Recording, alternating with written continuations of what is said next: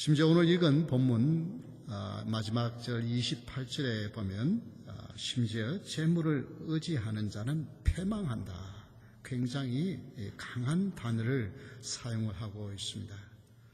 이렇게 재물은 굉장히 중요한 것이고 좋은 것이고 필요한 것이지만 또 한편으로는 굉장히 위험한 것이기 때문에 좀 위험한 것이지만 그러나 그것을 잘 다루면 그게 복이 됩니다. 그래서 오늘은 베푸는 자의 복이라고 하는 제목으로 재물을 통해서 어떻게 하나님의 축복을 누릴 수 있는지 하나님 주신 말씀을 통해서 살펴볼 수 있기를 바랍니다. 다 같이 한번 따라 합시다. 베푸는 자의 복. 24절의 말씀에 보면 이런 말씀이 나옵니다. 흩어 구제하여도 더욱 부하게 되는 일이 있나니. 다 같이 한번 더 부하게 됨. 더 부해진다는 거예요. 부가 더 부하게 되도록 하나님이 축복을 해 주신다는 것입니다. 여러분, 돈을 많이 가진 재벌이나 또 이렇게 보통 살면서도 좀 여유 있게 사시는 분들, 이렇게 큰 부자는 아니지만 그래도 이렇게 어느 물질에 그게 압박을 받지 않고 여유 있게 사시는 분들을 보면 절대로 돈을 함부로 쓰지 않습니다. 좀 많이 가졌으면 조금 이렇게 쓰면 좋을 텐데 그러지 않습니다. 그 말은 뭐냐면 금금절약하지 않고는 부자가 될 수 없다는 것입니다. 함부로 돈을 써가지고는 결코 돈을 못 모은다는 것입니다. 그래서 이렇게 정말 물론 보면은 그 재벌 아들이 그런 이야기를 고등학교 다닐 때 그 친구들이 묻대 너희들은 정말 한 번 옷 입고 그냥 내버리느냐고 그렇게 묻더라는 거예요. 부자들이 그렇게 사는 줄 아는데 아니에요. 열심히 벌기도 했지만 규모 있게 잘 안 썼기 때문에 부자가 되는 것입니다. 자, 그런데 그 부를 가지고 어떻게 쓰느냐에 따라서 향방은 달라집니다. 그래서 잠언 28장 27절에 보면 이런 말씀이 나옵니다. 우리 같이 한번 읽어볼까요? 가난한 자를 구제하는 자는 궁핍하지 아니하려니와 못 본 채 하는 자는에게는 저주가 크리라.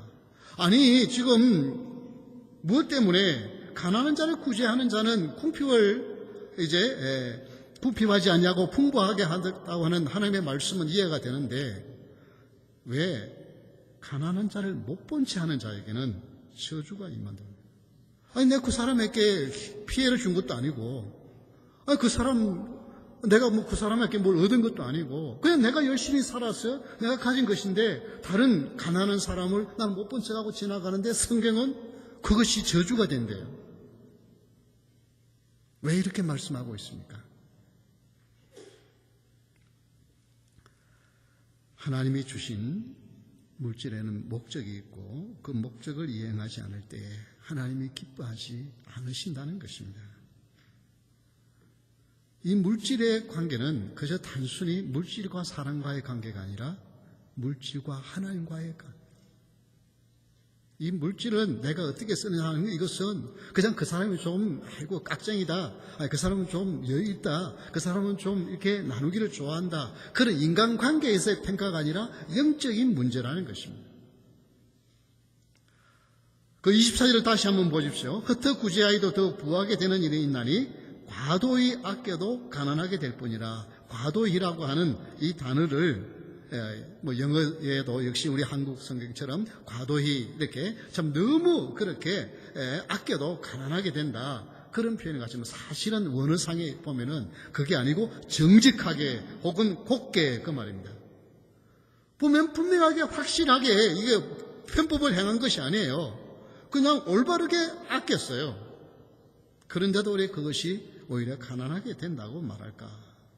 법에는 아무 하자가 없어요. 법적으로는 아무 문제가 없어요. 그건 확실하게 깨끗하게 왜 아꼈어요. 그런데 하나님은 그것 가지고 그렇게 해도 오히려 가난하게 된다는 거예요.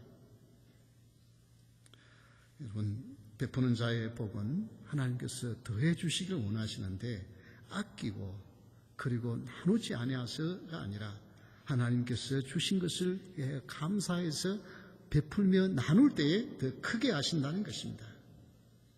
하나님이 주셨기 때문에 이 물질은 그냥 단순히 성도에게는 물질이 아니라 신령한 영적인 것이라는 것입니다.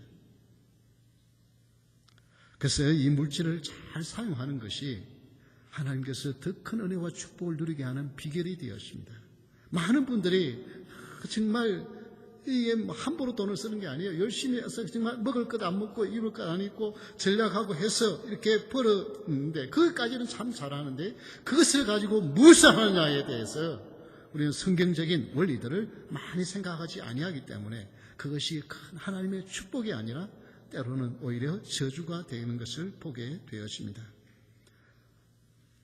물질은 사용할 때 하나님의 지혜가 필요합니다. 그래서 마태복음 6장 4절에 보면 이런 말씀이 있습니다. 오늘 같이 읽어볼까요? 내 구제함을 은밀하게 하라. 은밀한 중에 보시는 너희 아버지께서 갚으시리라. 좀 물질 있다고 그냥 나는 좀 막 이렇게 베풀며 산다고 그렇게 그래서 와, 저 사람 참 믿음이 좋은 사람이 대단한 사람이다. 그것이 아니라 아무도 몰래 그것을 귀하게 사용해야 된다는 것이 바로 우리 그렇게 할 때 하나님이 더 큰 축복을 주시겠다는 것입니다. 그래서 우리 성도에게 있어서 물질은 단순한 물질이 아니고 사람과의 사람 사이의 관계는 단순한 사람과의 관계가 아니라는 것입니다. 그래서 아브라함은 지금 자기 정오 때에 아주 태양빛이 뜨거울 때예요. 가장 뜨거울 때에 그냥 이렇게 졸다가 옆에 지나가는 사람 보고 어떻게 해요? 달려가가지고 했어요. 우리 집에 와서 좀 쉬십시오. 그리고 잠깐 허기를 좀 채우고 다시 한번 힘을 얻어서 가십시오. 땅에 엎드려서 간청을 했어요. 마치 자기가 빚진 사람처럼. 처음 보는 낯선 사람들이에요.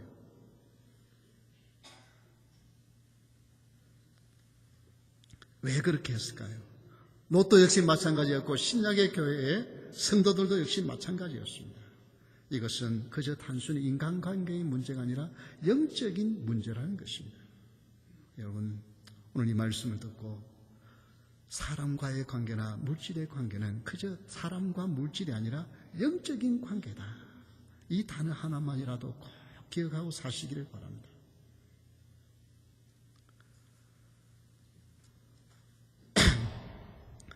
우리 한국의 현대가의 정주영 씨의 어록입니다. 100억은 자기 재산이지만 1000억은 사회가 맡긴 것이다 라고 말을 했어요. 100억 정도까지는 그냥 자기 열심히, 이건 자기가 큰 어떤 사회적인 부담을 안 가지고도 그냥 하기 살았지만 만약에 내가 1000억을 가졌다고 한다면 이것은 사회가 나에게 맡겨준 것이기 때문에 사회가 원하는 대로 환원을 해야 된다는 거예요. 굉장히 중요한 의미예요. 그의 아들, 일곱째 아들 정몽윤 씨는 현대해상 화재에 갔습니다. 그 기업의 가치가 약 40조 원입니다. 그런데 그의 외아들이 정경선 씨는 아들 하나밖에 없어요. 딸이 있는데 딸은 누나는 이미 시집갔고. 그러면 이제 그 아버지의 그 모든 것은 재산은 누구에게 오는 거예요? 자기에게 오는 건데 자기는 그걸 지금 안 하고 자기가 따로 루트 임팩트라고 하는 이것은 그 비영리 단체예요. 이게 뭘 하는 것이냐 하면은 이 사회에 어떻게 하면은 사회를 건강한 사회로 만들 수 있는가에 대하여 그런 사회 스타트업 그런 비즈니스를 하려고 하는 사람들에게 아이디어를 주고 도와주고 하는 그런 일이에요. 비영리 단체. 그것을 하다 보니까 그런데 이게 회사가 이 비영리 단체가 제대로 움직이기 위해서 이제 HGI라고 하는 회사를 설립을 합니다. 거기에 밑에 자에서 13개 회사가 있습니다. 지금 제가 여기에 대해서 다 말씀을 드릴 시간이기 때문에 오늘 쓴 칼럼을 한번 읽어보시면 거기에 좀 더 내용이 나와 있습니다. 그는 이렇게 말합니다. 돈 되는 것보다 재미있는 것 하고 싶어하고 경쟁하고 부딪히기보다 몰라 하면서 뒤로 빠지고 싶어하는 사람들도 각자가 의미 있고 행복한 사회를 만들고 싶다고 하는 그런 것을 심어주기 위해서 사고하는 거예요. 그러니까 자기 혼자 잘 먹고 잘 살려고 하는 것이 아니고 어떻게 하면 이 사회가 건강하게 행복한 사회가 될 것인가에 대한 관심을 가지고 그런 것을 가지고 투자를 하고 자기의 머리를 짜내고 살아가는 사람들을 도와주기 위해서 회사를 쓰고. 그런데 그렇게 하면 손해가 나는 것이 아니라 그렇게 해서 이제 기껏해야 1년 정도 됐는데 원래의 가치보다 몇 배로 뛴 가치들이 있는 그런 회사들이 생겨나게 되었습니다. 그는 사회적 선의를 가진 청년들이 홀대받는 현실을 바꾸겠다고 이야기를 합니다. 이런 것을 갖게 된 것은 조금 전에 말씀드린 자기 할아버지 정주영 씨가 나는 자본가가 아니라 부의 청직이다. 이건 성경적인 생각입니다. 하나님이 나에게 맡겨준 것이다. 요즘은 이런 사회를 건강하게 하는 그런 회사들의 관심을 가지고 있습니다. 심지어 미국 정부도 여러분이 그 메디케어를 가지고 있는 분들이 어떻습니까? 피트니스, 운동하러 가는 데는 어떻게 해요? 그 돈을 대주죠. 왜 돈을 대줘요? 그렇죠. 운동을 하면 할수록 몸이 덜 아프니까 나라에서 메디케어에 돈이 덜 나가는 거예요. 그럼 뭐 돈이 썩어 남아가지고 그거 운동하라고 매달 그걸 넣어주는 게 아니라고요. 그래서 그 쿠셔너, 그러니까 지금 트럼프 대통령의 사익 집안이 운영하는 그 보험회사가 하는 오스카 건강보험회사인데 거기는 어떻게 하냐면 손에 기기를 차고 거기에서 지정하는 양만큼 운동을 하면 보험료를 깎아줘요. 그 말은 무슨 말이에요? 생명보험은 어떻게 해요? 운동 안 하고 나쁜 거 먹고 이러면 빨리 병들고 빨리 죽으니까 어떻게 해요? 보험회사는 손해잖아요. 돈을 빨리 오랫동안 살아야 보험금 받아야 되는데 그러니까 그렇게 해줍니다. 이게 뭐냐면 서로 자기만 유익을 보려고 하는 것이 아니고 서로의 유익을 하자는 거예요. 이런 생각을 가진 사람들이 있습니다. 이게 뭐냐면 전에는 막 어떻게 하든지 다른 사람 짓밟는지 어떻게 하든지 하고 그냥 돈 벌면 그게 성재라고 생각했는데 이제는 그것이 아니라 나도 잘 돼야 되지만 다른 사람도 잘 되도록 하여 나가는 이것이 건강한 사회를 만들어가는 것이다. 생각이 이렇게 바뀌어져 가고 있습니다. 그래서 이 정경선 씨가 하는 사업에 보면 에누마라고 하는 것이 에누마 엘리시라고 사실은 이건 그 바벨론 그 창조설화에 나오는 그 말에 그게 아마 이름을 땄을 것 같은데 어쨌든 학습장애 그러니까 태어났는데 아이들이 그 나이에 그 수준이 못 따라가. 그래서 학습 지연 이런 아이들을 어떻게 하면은 좀 이제 인지 능력을 개발할 수 있을까? 그런 것을 하는 거예요. 그것을 어떻게 하면 학업을 제대로 못 따라가는 아이들이 공부를 좀 잘할 수 있도록 만들어줄까? 그것을 연구하고 개발하는 그런 회사를 하는 거예요. 그게 얼마나 뭐 큰 돈을 벌겠어요. 그러나 그 사회를 건강하게 만들어가는 뿐만 아닙니다. 심야 상담소 오늘날 현대인들이요 얼마나 많은 문제를 안에서 마음이 얼마나 문제가 있는 거예요. 이 한국에도요 얼마나 이 정신적인 문제가 많은지요. 제가 25년 전에 공부를 할 때는요, 한국 그 상담에 대한 책들이 별로 없었어요. 거의 다 외국 서적이었어요. 근데 지금은요, 한국에서 나오는 상담 서적들이 얼마나 발전했는지, 얼마나 학문적인 깊이가 있었는지 몰라요. 그 말은 무슨 말이에요? 한 25년 동안 얼마나 많은 필요가 있으니까 많은 연구가 이루어졌다는 거예요. 그래서 현대인의 마음 치유를 위한 심리 케어를 위한 프로그램을 하고 이런 회사들이 13개 회사들이 있습니다. 여러분 이건 뭐예요? 나 혼자만 잘 먹고 잘 사는 것이 아니라 서로 같이 잘 살아가는데 어떻게 하면 도움이 될까? 이게 바로 부를 가진 사람이 더 부하게 되는 비결이에요. 나는 봤을 때 아마 이 정경선 씨가 나중에 한국해상화재 이 보험회사를 오히려 더 키웠으면 키웠지 더 줄여나갈 거예요. 이분의 생각이 건전하고 정말 뛰어나요. 여러분 이런 우리가 뭔 큰 사업을 하는 사람들이 아닐지라도 여러분이 하나님이 나에게 주신 것은 그것을 가지고는 나보다 더 못한 사람 나보다 더 힘든 사람을 위해서는 조금이라도 나누며 사는 자가 되시기를 주의 이름으로 축원합니다. 이게 하나님이 나에게 주신 사람이에요. 두 번째 베푸는 자의 복은 25절입니다. 남을 윤택하게 하는 자는 자기도 윤택하여지리라. 다 같이 한번 따라합시다. 서로 윤택해짐. 예, 서로가 윤택해짐. 한쪽만 윤택해지는 것이 아니고 서로가 윤택해진다는 것입니다. 구제를 좋아하는 자는 풍족하여질 것이요 남을 윤택하게 하는 자는 자기도 윤택하여지리라. 다시 한번 구제를 언급하면서 남을 윤택하게 하면 나도 윤택하여진다는 것입니다. 이 윤택하다는 배부르다, 풍부하게 하다는 거예요. 남을 생각하면 내게도. 그래서 성경에 이 예물을 가지고 오는 것도 여러분 그저 하나님이 배가 고파서 이 과일이고 뭐 첫 열매 다 가져오라고 그러시겠습니까? 첫 꽃을 가져오라고 그랬습니까? 뭐 송아지는 거 다 그러겠습니까? 하나님 그거 잡수셔야 배가 부르시나요? 그 재물들을 통해서 어떻게 제사를 드리는 그 레위인들, 제사장들 나눌 수. 왜냐하면 그것들은 아무 기업이 없어요. 그것을 가지고 먹고 사는 거예요. 그렇게 하면서 서로 생각하게. 잠언 3장 9절 10절에 보면 내 재물과 내 소산물의 처음익은 열매로 여호와를 공경하라. 그러면 내 창고가 가득히 차고 내 포도즙 틀에 새 포도즙이 넘치리라. 하나님의 말씀대로 살아가고 이 방법이 그것이 뭐예요? 복을 받고 풍부해지는 비결이라는 것입니다. 부는 결코 자기만을 위한 것이 아니라 서로를 위한 것인 것을 기억하시며 사실 수 있기를 바랍니다. 그래서 빌립보 교회는 핍박 가운데 세워진 작은 교회예요. 그럼에도 불구하고 사도 바울이 로마 감옥에 갇히니까 어떻게 해요? 그 교회 성도들이 돈을 모아가지고 에바브로디도에게 그걸 보내요. 그래서 빌립보서 4장 18절에 보면 내게는 모든 것이 있고 또 풍부한지라 에바브로디도 편에 너희가 준 것을 받음으로 내가 풍족하니 이는 받으실 만한 향기로운 재물이요 하나님을 기쁘시게 한 것이라. 제국만한 개척교회에서 저 로마에 있는 사도 바울에게 보내면 얼마나 많이 보냈겠습니까? 그런데도 어떻게 해요? 풍부하다는 거예요. 그건 무슨 말? 감옥에 있으면서 뭘 얼마나 풍부하겠어? 그래도 그 마음이 풍부하다는 거예요. 어려운 가운데서도 복음을 전한 사도를 위하여서 그들이 헌금을 하여서 보내는 그것을 받고 보니까 너무 마음이 기뻐서 내가 풍부하다.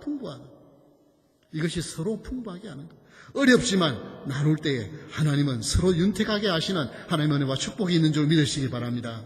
그게 성도예요. 제가 자주 말씀드리죠. 미국 사람들은 좀 이상해요. 저는 처음에 와가지고요. 그냥 뭐 교통사고 나다가 사고 나서 죽었어. 가족들이 몇 명 죽었어. 근데 보면요. 이 구자, 은행 구자가 나오고 이 사람들을 위해서 좀 도울 사람 도우라 그러면요. 뭐 돈 많은 사람들이 그냥 뭐 며칠 불, 몇만 불 내는 게 아니고요. 그냥 하루하루 힘들게 살아가는 사람이 10불, 5불, 좀 많으면 20불 그냥 보내는 거예요. 근데 그거 모아가지고 그 사람이 무슨 뭐 떼부자가 되는 것도 아닌데 사회가 자기를 이런 어려움 당한 사람을 위로하고 격려한다는 것 때문에 살아갈 힘이 생기는 거예요.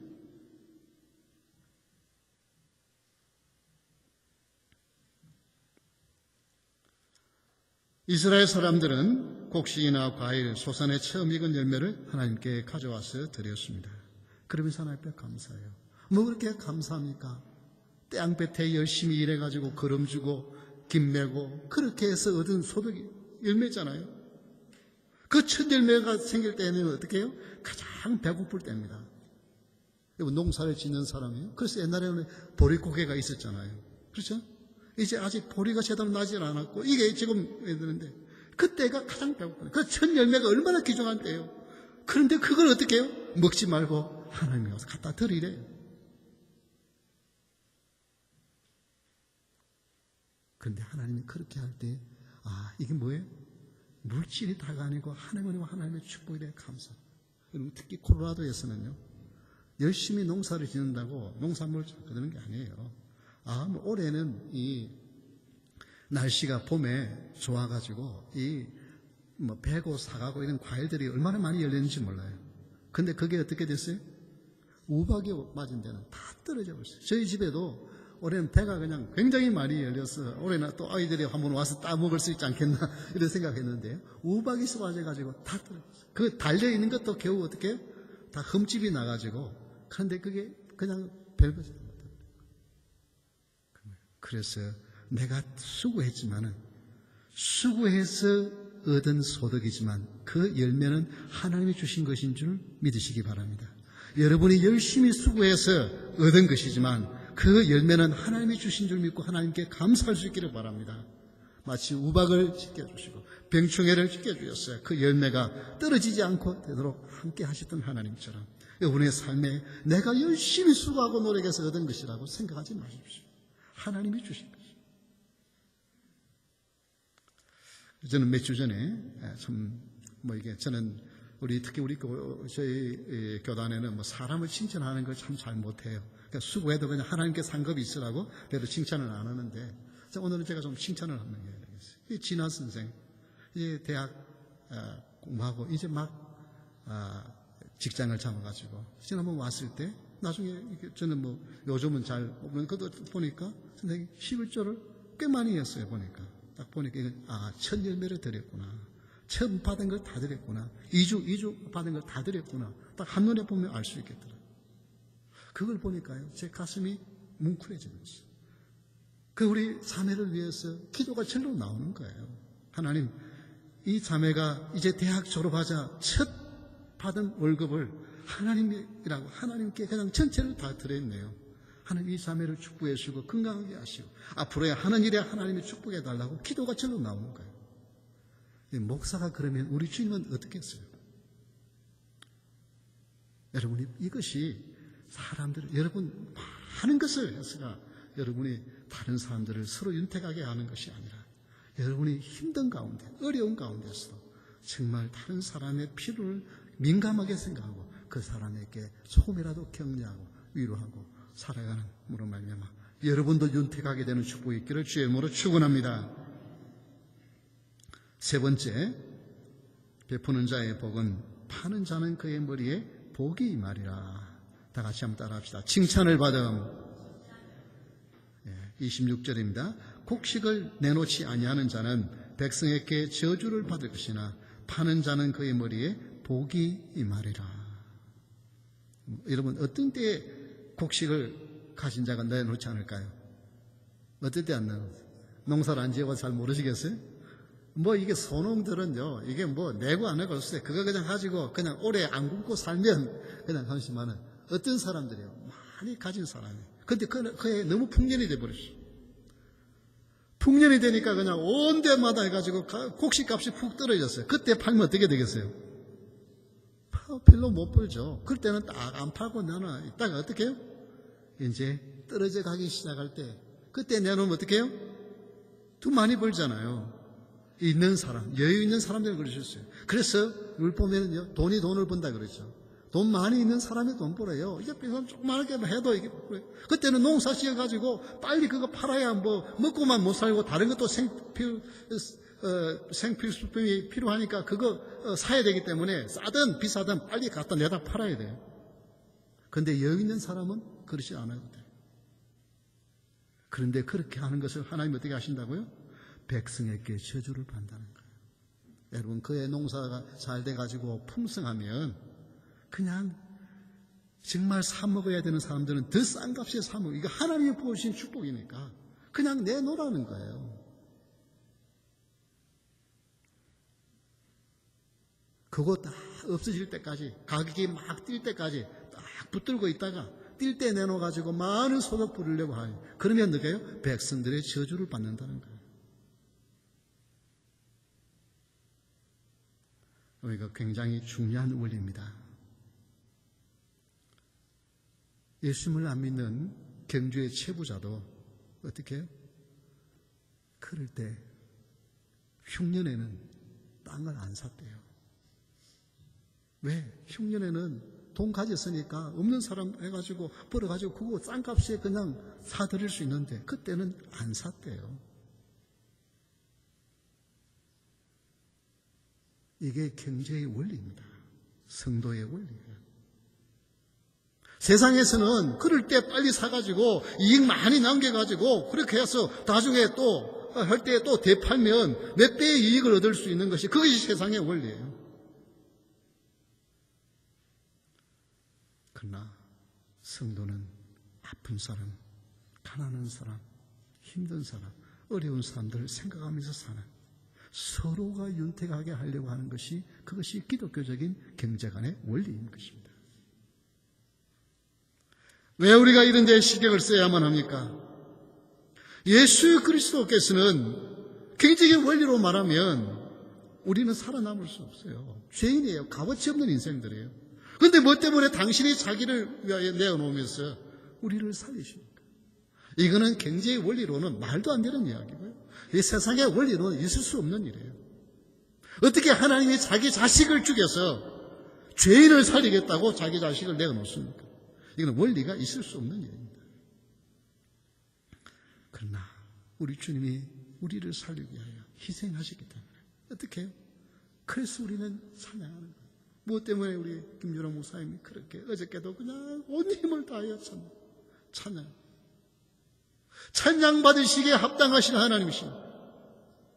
우리를 살리기 위하여 독신자를 내어놓으신, 이해할 수 없는 일을 행하신 그분이기에, 그래서 우리는 그분을 찬양하고, 하나님은 복받으실 분이라 우리는 하나님을 송축하잖아요.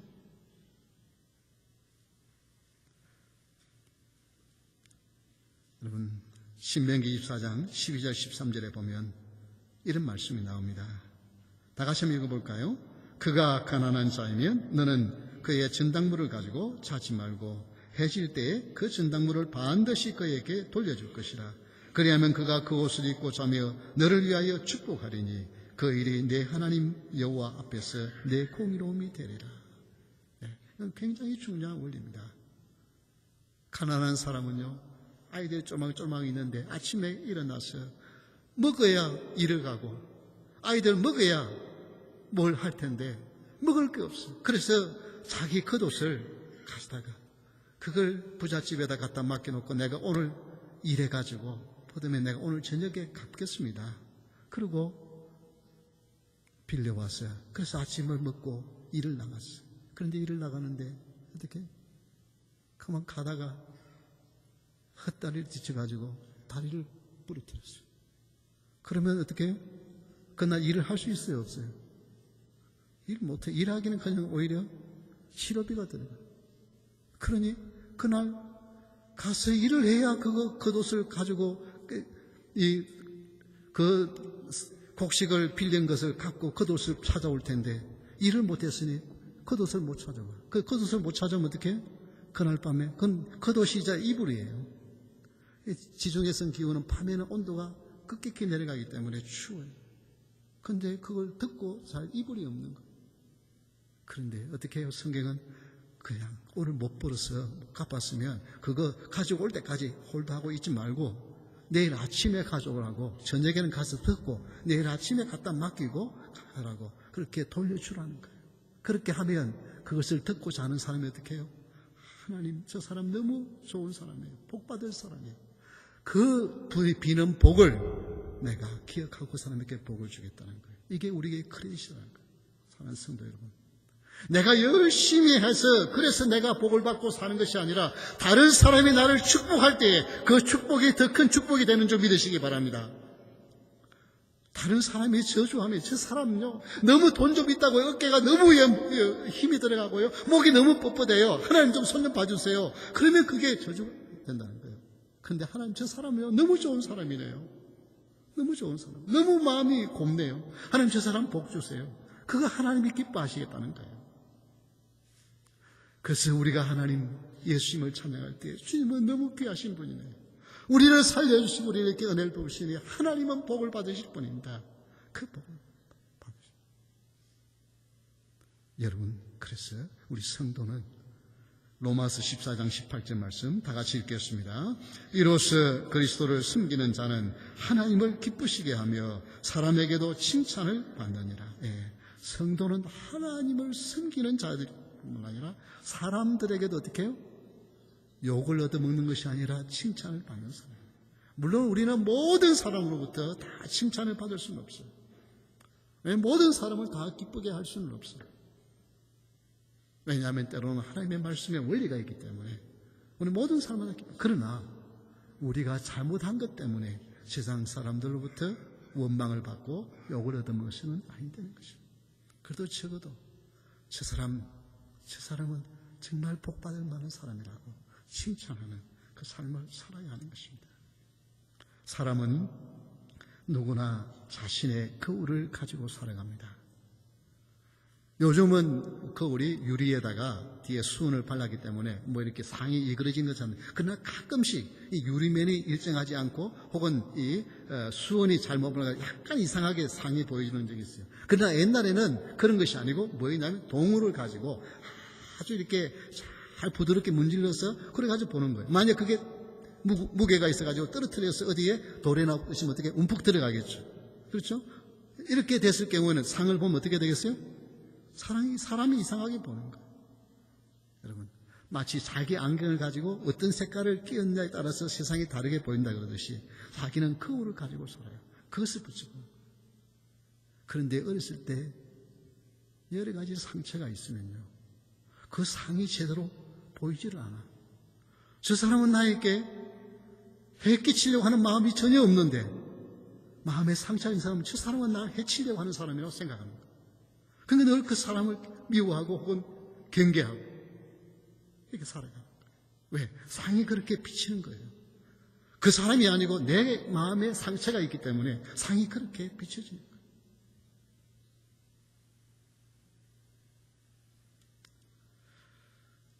그래서 어떤 사람은 다른 사람의 사랑을 잘 받아들이지 못해요. 왜냐하면 부모의 정말 조건 없는 그런 사랑을 온전히 받는 그런 경우가 참 드물기 때문에 우리는 너무나도 조건적인 사랑을 받고 살았어요. 그래서 조건 없이 사랑하는 것에 대해 잘 이해가 안 됩니다. 그리고 그것이 좀 더 심하면, 사랑을 받아본 경험이 없는 사람은 심지어 이렇게 젊은이들이 데이트를 하다가도 특히 여자분이 그런 경우가 많습니다. 좀 남자가 뭐 조금 이상하거나 이러면 자기가 먼저 차버려요. 왜? 내가 차임을 당하면 더 고통스러우니까. 내가 차라리 찬 게 나아. 그래서 깊이 교제를 못해요. 이상하죠? 아닙니다. 그런 사람이 생각보다 많습니다. 왜냐하면 자기 자신을 보고. 흔히 요즘은 이제 조현병이라고 그러는데 정신분열증이 한국에도 얼마나 많은지 몰라요. 왜 그렇게 했냐면은 사람은 하나인데 아내가 두 사람, 세 사람이 있는 거예요. 왜 그렇게 되느냐? 왜 그렇게 되느냐? 이게 그냥 그 두 개가 다 합쳐지면 너무 힘들어. 그냥 막 계모 밑에서 고통당하고 막 그렇게 살았던 아이, 그냥 너무너무 막 힘든 거예요. 그래서 이게 있다가 집에서는 하는데 밖에 나오면 전혀 다른 사람이 되어지는 거예요. 이게 완전히 서로 다른 사람이 되죠. 이게 뭐냐면 그것이 점점 심해지면 정신분열이 생기게 되는 거예요.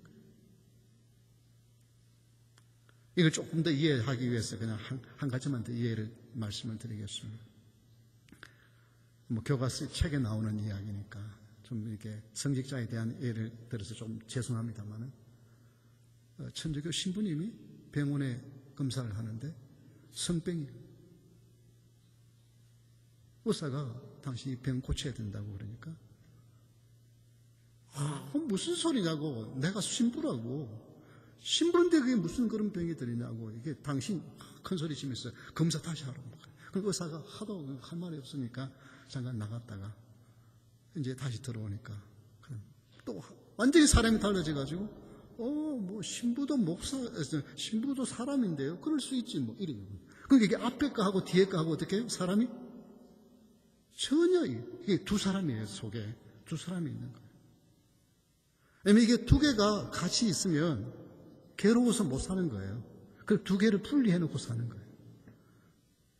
혹시 우리 가운데도 그렇지 않습니까? 교회에 오면 정말 멋진 그리스도인인데 딱 밖에 나가면 세상 사람하고 꼭 같은 가치관으로 살아가면서 이게 교인인지 세상 사람인지 모르게 살아갈 수 있어요. 그게 이제 심하면 나중에 정신분열증이 된다니까요.